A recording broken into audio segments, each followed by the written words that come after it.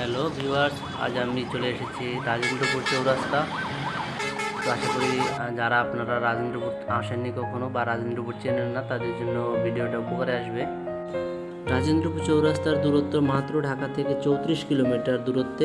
ঢাকা ময়মনসিংহ রোডে প্রাইভেট বা কারে সময় লাগে মাত্র 1 ঘন্টা।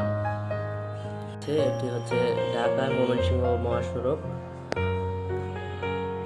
তো আমি একদম বরাবর রাস্তার মাঝে আছি, ফুটওভার ব্রিজের উপরে, রাজেন্দ্রপুর চৌরাস্তা ফুটওভার ব্রিজের উপরে।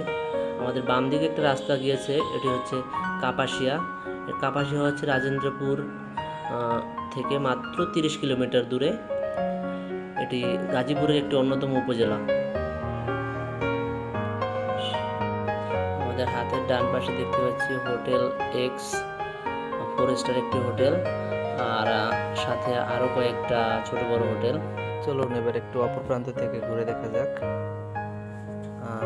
এটা হচ্ছে ফুটওভার ব্রিজ, আর এই পাশ থেকে যে রাস্তা দেখতে পাচ্ছেন, এখান থেকে এই একই রাস্তা ঢাকা ময়মনসিংহ মহাসড়ক।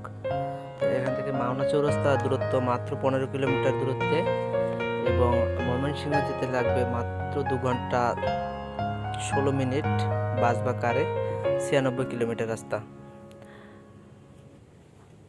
আর হাতের ডান দিকে তো কাপাসিয়া রাস্তা, আর হাতের বাম দিকে রয়েছে বাংলা বাজার।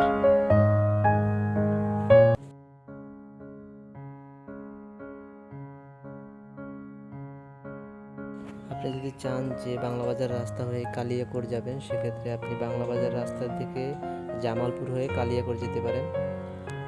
আর সোজা যে রাস্তা রয়েছে ময়মনসিংহ মহাসড়ক, এখানে আপনার বেশ কয়েকটি স্টেশন রয়েছে।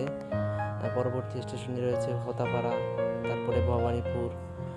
বেশ মজার বিষয় হচ্ছে, এখান থেকে আপনারা যদি সাফারি পার্ক যেতে চান, বাংলাদেশের সবচেয়ে বড় যে safari park Bangabandhu Sheikh Mujibur Rahman safari park, ওই পার্ক এখান থেকে মাত্র 12 কিলোমিটার দূরত্বে। আপনারা এখান থেকে ভবানীপুর হয়ে সাফারি পার্ক যেতে পারেন, অথবা বাগের বাজার স্টেশনে নেমে ওখান থেকে সাফারি পার্ক যেতে পারেন। রাজেন্দ্রপুর চৌরাস্তা আসলে বেশ কয়েকটি সড়কের সংযোগ সড়ক হচ্ছে রাজেন্দ্রপুর চৌরাস্তা। প্রথমে যে বলেছিলাম কাপাসিয়া রোড, সেই কাপাসিয়া রোডটি আপনারা দেখতে পাচ্ছেন। আবার এই রোডে কিন্তু আপনি চাইলে কিশোরগঞ্জে যেতে পারেন। কিশোরগঞ্জ এখান থেকে রাজেন্দ্রপুর চৌরাস্তা থেকে মাত্র 75 কিলোমিটার। এখান থেকে সিএনজি এবং বাস গাড়ি দুটোই যায় এখান থেকে।